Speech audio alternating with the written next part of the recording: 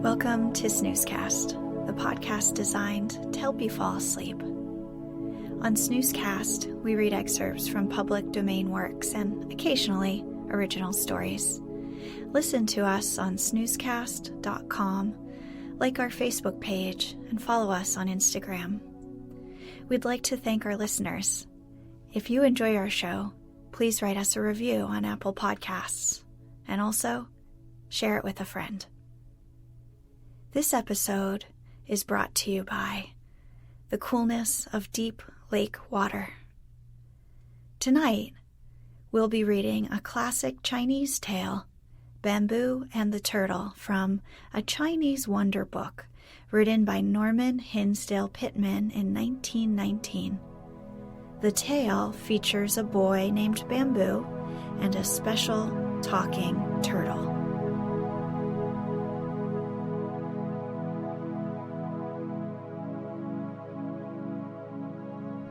Let's get cozy. Close your eyes.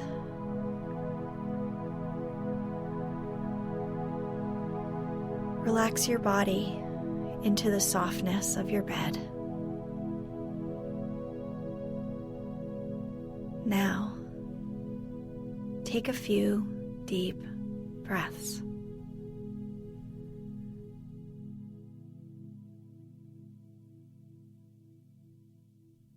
Bamboo and the Turtle. A party of visitors had been seeing the sights in Xiling. They had just passed down the holy way between the huge stone animals when Bamboo, a little boy of 12, son of a keeper, rushed out from his father's house to see the mandarins go by. Such a parade of great men he had never seen before, even on the feast days. There were 10 sedan chairs, with bearers dressed in flaming colors, 10 long-handled red umbrellas, each carried far in front of its proud owner, and a long line of horsemen. When this procession had filed past, Bamboo was almost ready to cry because he could not run after the sightseers as they went from temple to temple and from tomb to tomb. But, alas, his father had ordered him never to follow tourists. "If you do, they will take you for a beggar, Bamboo," he had said shrewdly.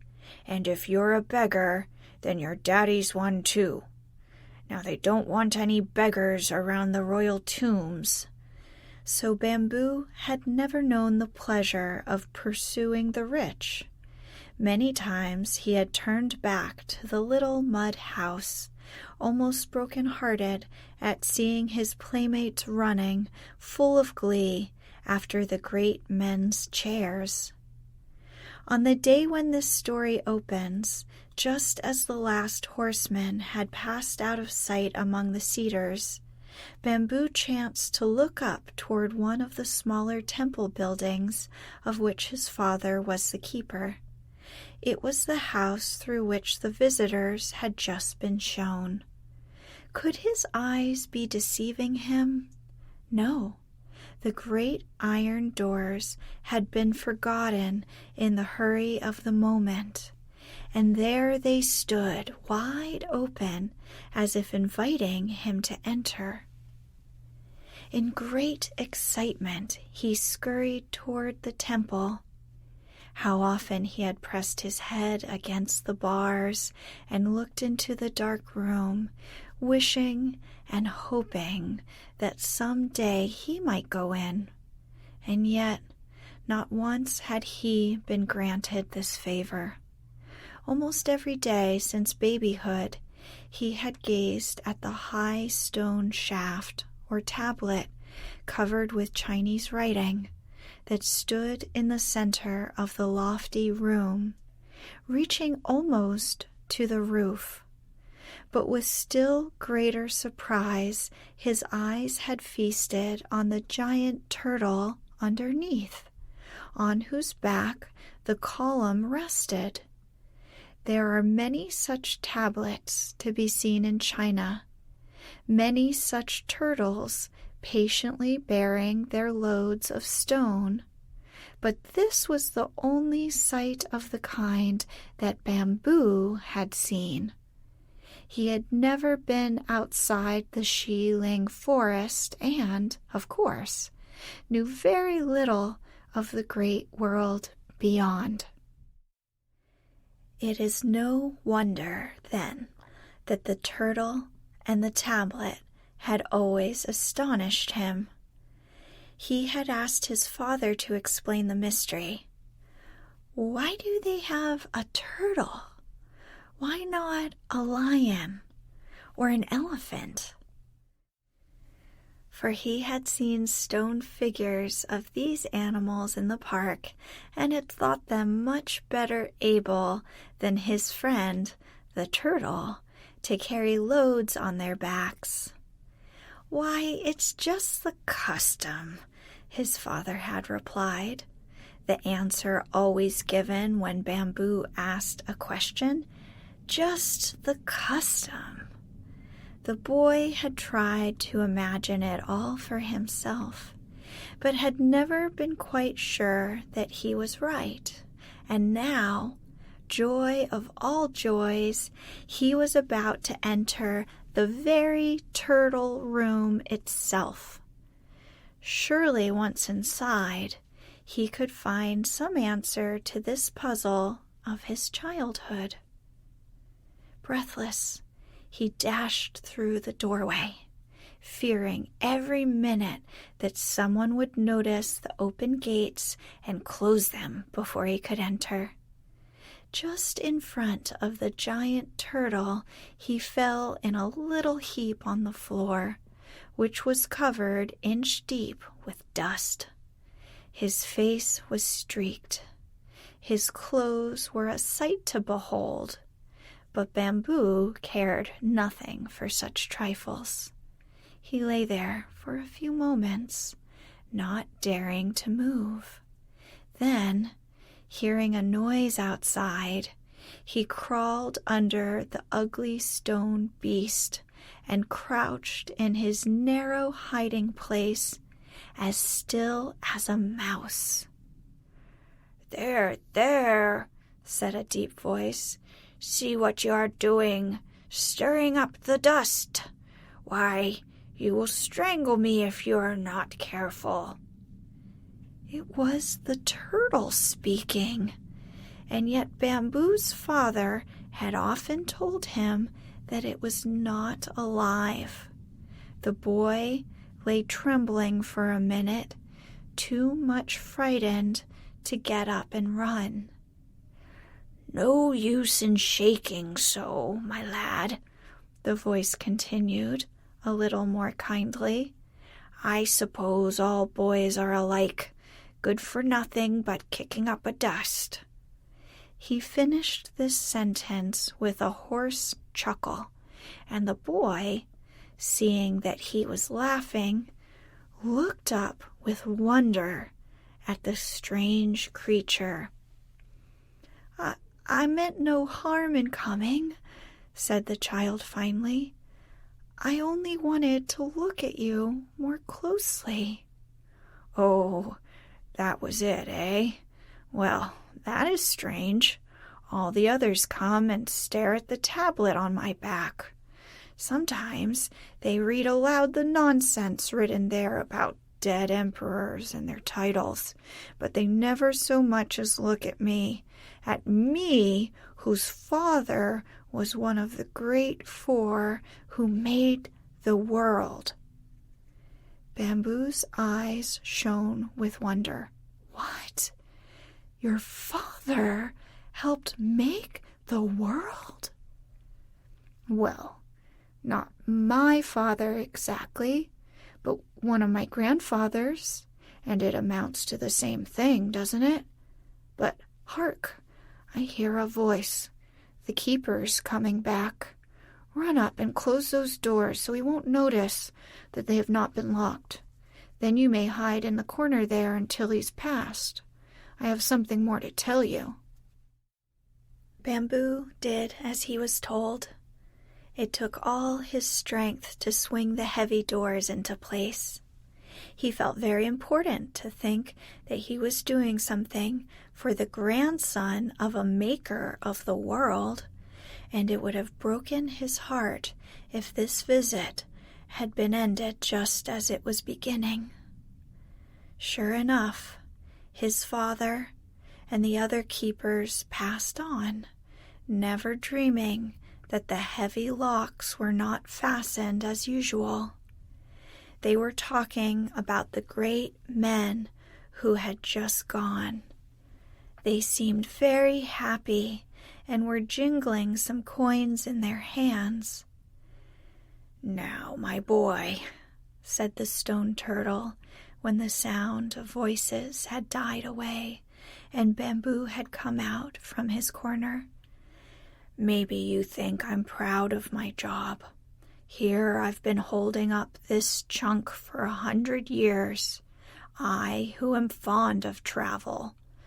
During all this time, night and day, I've been trying to think of some way to give up my position. Perhaps it's honorable, but you may well imagine it's not very pleasant." "I should think you would have a backache," ventured Bamboo timidly. "Backache? Well, I think so. Back, neck, legs, eyes, everything I have is aching for freedom. But you see, even if I had kicked up my heels and overthrown this monument, I had no way of getting through those iron bars." And he nodded toward the gate. "Yes, I understand," agreed Bamboo, beginning to feel sorry for his old friend. "But now that you're here, I have a plan. And a good one it is, too, I think. The watchmen have forgotten to lock the gate. What is to prevent my getting my freedom this very night? You open the gate, I walk out, and no one the wiser."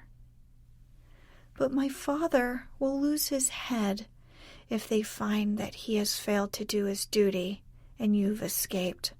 "Oh, no, not at all. You can slip his keys tonight, lock the gates after I'm gone, and no one will know just what has happened. Why, it will make this building famous. It won't hurt your father, but will do him good. So many travelers will be anxious to see the spot from which I vanished. I'm too heavy for a thief to carry off, and they will be sure that it is another miracle of the gods. Oh, I shall have a good time out in the big world." Just here Bamboo began to cry. "Now, what is the silly boy blubbering about?" sneered the turtle. "Is he nothing but a crybaby?" "No, but I don't want you to go." "Don't want me to go? Just like all the others. You're a fine fellow. What reason have you for wanting to see me weighed down here all the rest of my life with a mountain on my back? Why, I thought you were sorry for me, and it turns out that you are as mean as everybody else." "It's so lonely here, and I have no playmates. You're the only friend I have." The tortoise laughed loudly. "Ho, ho, so it's because I make you a good playmate, eh?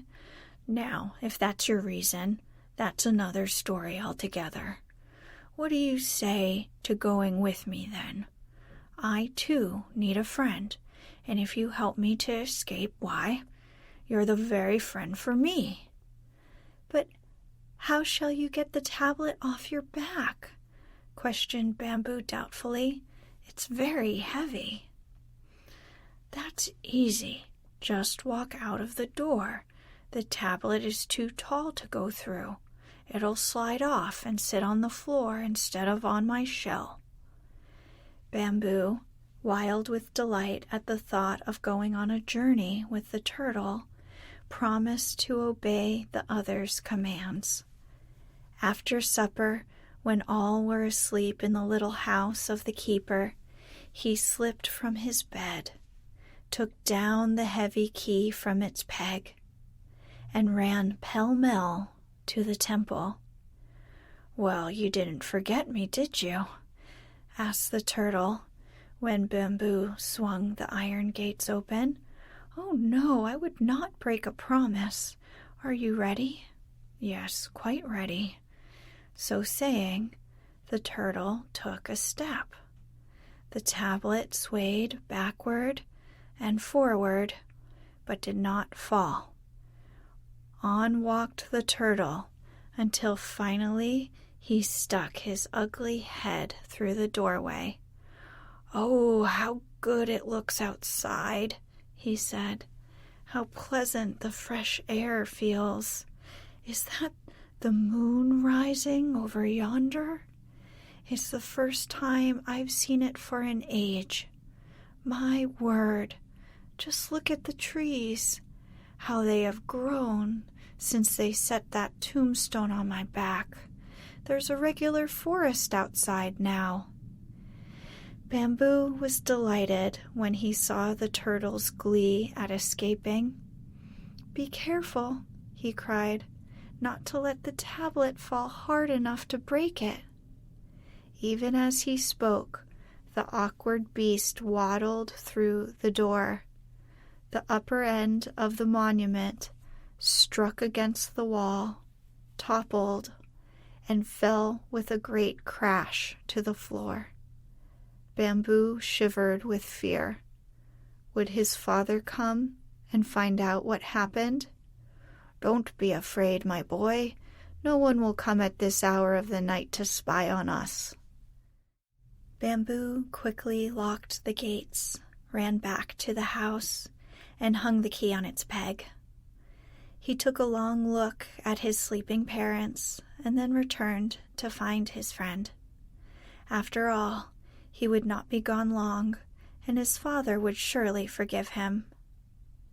Soon the comrades were walking down the broad road, very slowly, for the tortoise is not swift of foot, and Bamboo's legs were none too long.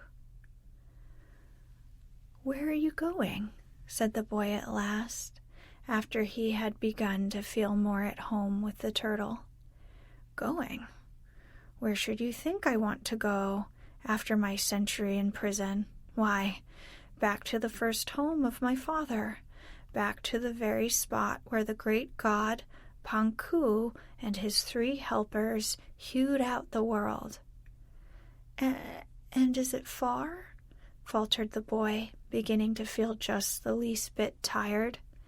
"At this rate, yes, but, bless my life, you didn't think we could travel all the way at this snail's pace, I hope. Jump on my back and I'll show you how to go. Before morning we shall be at the end of the world, or, rather, the beginning." "Where's the beginning of the world?" asked Bamboo. "I've never studied geography." "Well, we must cross China, then Tibet, and at last, in the mountains just beyond, we shall reach the spot which Panku made the center of his labor." At that moment Bamboo felt himself being lifted from the ground. At first he thought he would slip off the turtle's rounded shell, and he cried out in fright. "Never fear," said his friend. "Only sit quietly, and there will be no danger." They had now risen far into the air, and Bamboo could look down over the great forest of Xiling, all bathed in moonlight. There were the broad white roads leading up to the royal tombs, the beautiful temples, the buildings where oxen and sheep were prepared for sacrifice, the lofty towers, and the high tree-covered hills under which the emperors were buried. Until that night, Bamboo had not known the size of this royal graveyard. Could it be that the turtle would carry him beyond the forest? Even as he asked himself this question, he saw that they had reached a mountain, and the turtle was ascending higher, still higher, to cross the mighty wall of stone. Bamboo grew dizzy as the turtle rose farther into the sky. He felt as he sometimes did when he played whirling games with his little friends, and got so dizzy that he tumbled over upon the ground. However, this time he knew that he must keep his head and not fall, for it must have been almost a mile to the ground below him. At last they had passed over the mountain and were flying above a great plain. Far below, Bamboo could see sleeping villages and little streams of water that looked like silver in the moonlight. Now, directly beneath them was a city. A few feeble lights could be seen in the dark, narrow streets, and Bamboo thought he could hear the faint cries of peddlers crying their midnight wares. "That's the capital of Shanxi just below us," said the turtle, breaking his long silence. "It's almost 200 miles from here to your father's house, and we have taken less than half an hour. Beyond that is the province of the Western Valleys. In 1 hour we shall be above Tibet." On they whizzed at lightning speed. If it had not been hot summertime, Bamboo would be almost frozen. As it was, his hands and feet were cold and stiff. The turtle, as if knowing how chilly he was, flew nearer to the ground where it was warmer. How pleasant for Bamboo! He was so tired that he could keep his eyes open no longer, and he was soon soaring in the land of dreams. When he woke up, it was morning. He was lying on the ground in a wild, rocky region. Not far away burned a great wood fire, and the turtle was watching some food that was cooking in a pot. "Ho, ho, my lad, so you have at last waked up after your long ride. You see, we are a little early. No matter if the dragon does think he can fly faster. I beat him, didn't I? Why, even the phoenix laughs at me and says I'm slow, but the phoenix has not come yet either. Yes, I have clearly broken the record for speed, and I had a load to carry too, which neither of the others had, I'm sure." "Where are we?" questioned Bamboo. "In the land of the beginning," said the other wisely. "We flew over Tibet and then went northwest for 2 hours. If you haven't studied geography, you won't know the name of the country. But here we are, and that's enough, isn't it? Enough for anyone? And today is the yearly feast day in honor of the making of the world. It was very fortunate for me that the gates were left open yesterday. I am afraid my old friends, the dragon and the phoenix, have almost forgotten what I look like. It's so long since they saw me.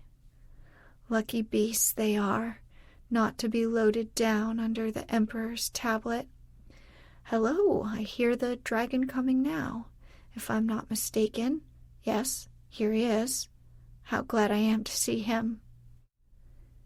Bamboo heard a great noise, like the whir of enormous wings, and then, looking up, saw a huge dragon just in front of him.